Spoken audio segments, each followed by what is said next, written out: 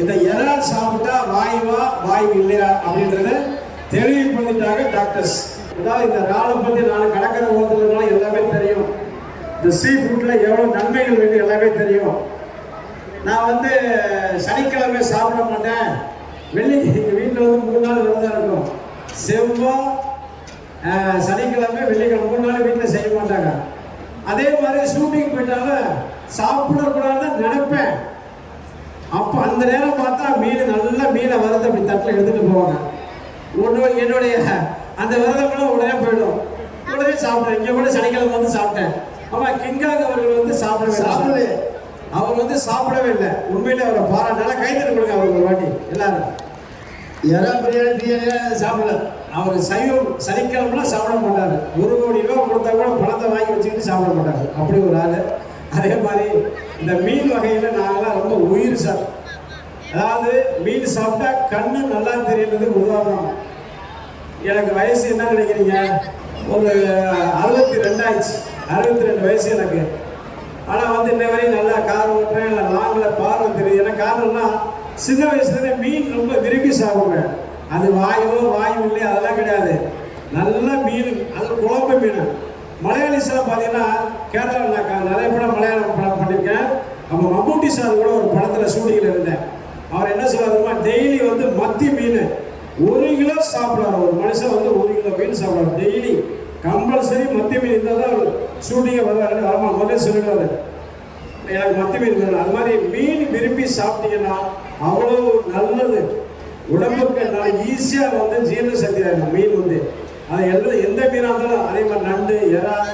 இப்போ எறா வந்து நம்ம நாட்டில் எல்லாரும் சாப்பிட்றதுக்கு பயப்படும். நிறைய பேர் கேட்டாங்க தாய்க்குழங்கெல்லாம் வாயுவா சாப்பிடலாமா வேணாமான்னு. ஆனால் வெளிநாட்டுக்காரன் இந்தோனேஷியா, தைவான், மலேசியா, ஹாங்காங் இங்கேருந்து எறா பிடிச்சி எக்ஸ்போர்ட் ஆகுது. நம்ம அதை சாப்பிட மாட்டேங்கிறோம். ஆனால் அவ்வளவு டேஸ்ட்டு, அவ்வளவு முள் இல்லாத ஒரு அது ஃபுட்டு வந்து குழந்தைகளுக்கு கொடுக்கலாம் எறா.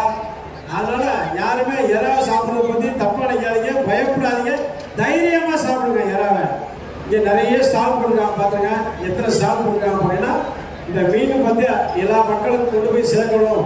இந்த கடல் வார்த்தை மீன் சீ ஃபுட்டில் உள்ளது மீனை சாப்பிடணும். அதுக்காக தான் இப்படி இன்னைக்கு ஸ்டால் போட்டு இந்த நிர்வாகம்லாம் ஏற்பாடு பண்ணியிருக்காங்க. அதனால எந்த சந்தேகமும் வேணாம்.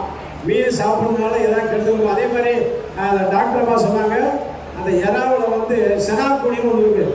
அந்த செனாக்குடி காய்ச்ச எறா அதெல்லாம் நல்லா ரொம்ப விரும்பி சாப்பிடுவேன். என்னென்னா அதை வாங்கிட்டு வந்து தக்காளி வெங்காயம் போட்டு தொக்கு மாதிரி வச்சா இட்லிக்கும் சரி சோறுக்கும் சரி அது மாதிரி தேனாக வந்து வேறு எதுவுமே கிடையாது. அப்படி ஒரு டேஸ்ட் அந்த செனாக்குடி. நல்லா கைத்தட்டலாமே, ஏன் கைத்தட்ட மாட்டேங்குது? அது நல்லா கேட்டு பாருங்க. என்ன கேட்டு வாங்கிக்கணும். என்ன பண்ணுது, எல்லாம் எறா பிரியாணி சாப்பிட்டு அப்படி சொக்குது எல்லாத்துக்கும்.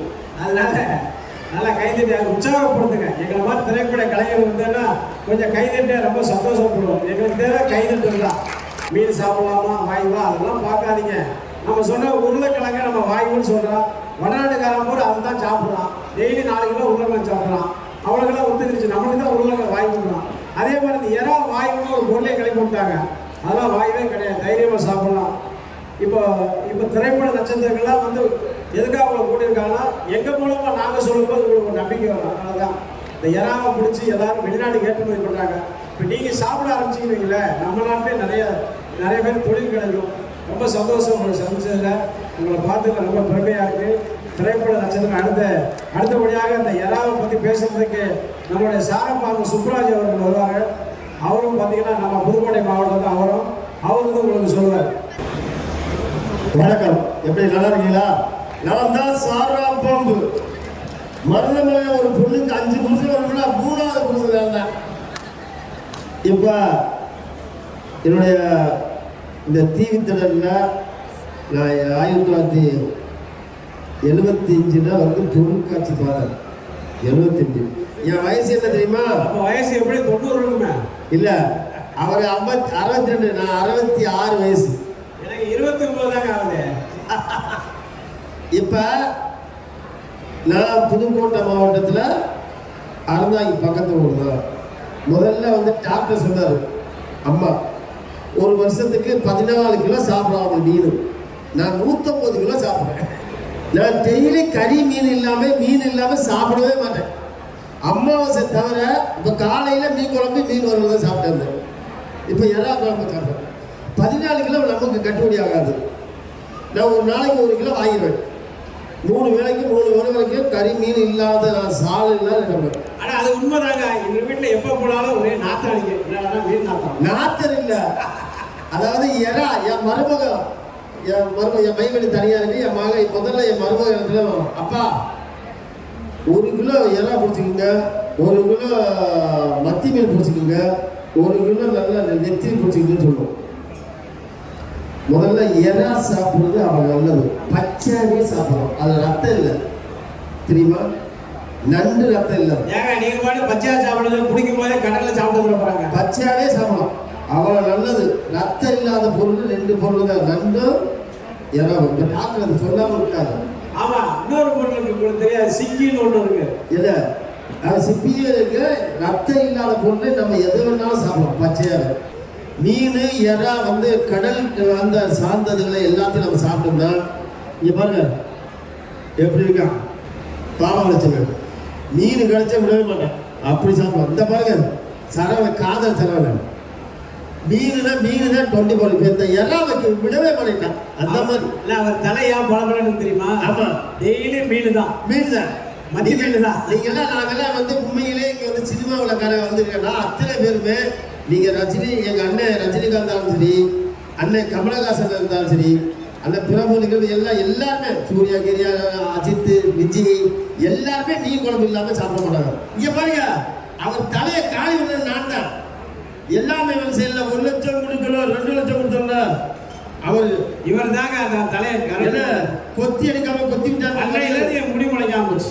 எனக்கு குறவு கூப்பனா இருந்து 1 லட்சம் கொடுக்கணும், 2 லட்சம் யாருக்கிட்ட வண்டி போடுவேன் சொல்லுவோம்ல, அவர் தலையை கொத்தி எடுத்ததுனால தான் இந்த தலையை போச்சு. எப்படி பேரு பொருத்தமா வச்சிருக்காங்க, குறவு குப்பன்னு. அதனால எல்லாரும் இப்போ இங்கே அடுத்த இந்த மாதம் 1ஆம் தேதி வரையும் இந்த விழாவில் கலந்து கொண்ட அத்தனை பேருக்கும் நீங்கள் எல்லாம் சாப்பிட்டீங்களா? எல்லாரும் மீன் சாப்பிடாம இருக்காங்க, எறா சாப்பிடாம இருக்காங்க. போயிட்டு வர எல்லாருக்கும் வணக்கம். எல்லாம் நல்லா இருக்கீங்களா?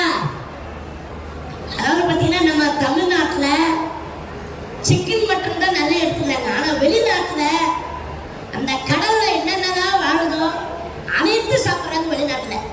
அது சிங்கப்பூராக இருக்கட்டும், மலேசியா இருக்கட்டும், துபாய், எல்லாம் வெளிநாட்டில் எல்லா இடத்துலையும் பார்த்தீங்கன்னா ஹோட்டல் போனீங்கன்னா விதவிதமாக வச்சுருப்பாங்க. கடலில் என்னென்னலாம் வாழுதோ அது எல்லாமே விதவிதமாக சமைச்சு வச்சுருப்பாங்க, அங்கே அதிகமாக இருக்கும். ஆனால் நம்ம தமிழ்நாட்டில் இப்போ ஒரு அளவுக்கு எல்லாம் சாப்பிட்றாங்க.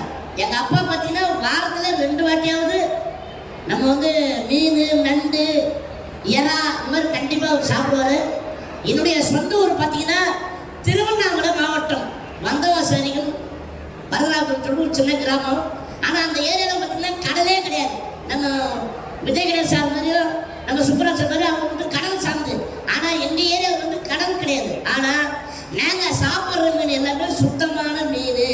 ஏன்னா அது ஆறு, ஏரி அந்த மீன்லாம் பார்த்தீங்கன்னா அப்படி இருக்கு. அந்த கிராமத்து மீன் எப்படி இருக்கும் உங்களுக்கு? சூப்பராக இருக்குல்ல. அதனால அந்த மீன்லாம் அப்படி டேஸ்டாக இருக்கும். அதே மாதிரி பார்த்தீங்கன்னா மதுரையில் போனீங்கன்னா இந்த ஐர மீன் ரொம்ப சூப்பராக இருக்கும். மதுரைலாம் போனால், மதுரைக்கு போனால் இந்த ஐர மீன் சாப்பிடாம வர மாட்டேன். அந்த மாதிரி ரொம்ப டேஸ்டாக இருக்கும்.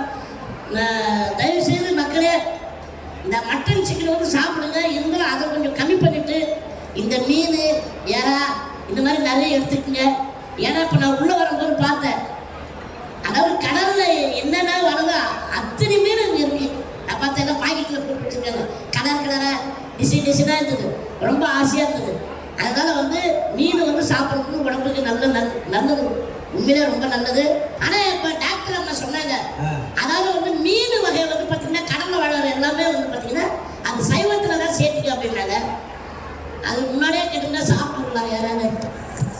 முதல்ல சொன்னாங்க கேட்கல, காதுல விழல உங்களுக்கு. இல்லைங்க, அப்புறம் தான் சொன்னாங்க. அங்க சாப்பிட்டு வந்து சொல்றாங்கல்ல, முன்னாடி இவங்க பேசுறது கேட்டு நான் போயிருந்தேன். எறா, சுறா எல்லாம் கெட்டு போகல. அங்க எறா இருக்குது, முடிச்சுட்டு போய் தட்டை வாங்கி வெட்டிருங்க. அதெல்லாம் இல்லை, நான் பல வருஷமா இருக்கும்போது அதனால வந்து எறா மீன் நண்டு கருவாடு எல்லாமே சாப்பிடுங்க.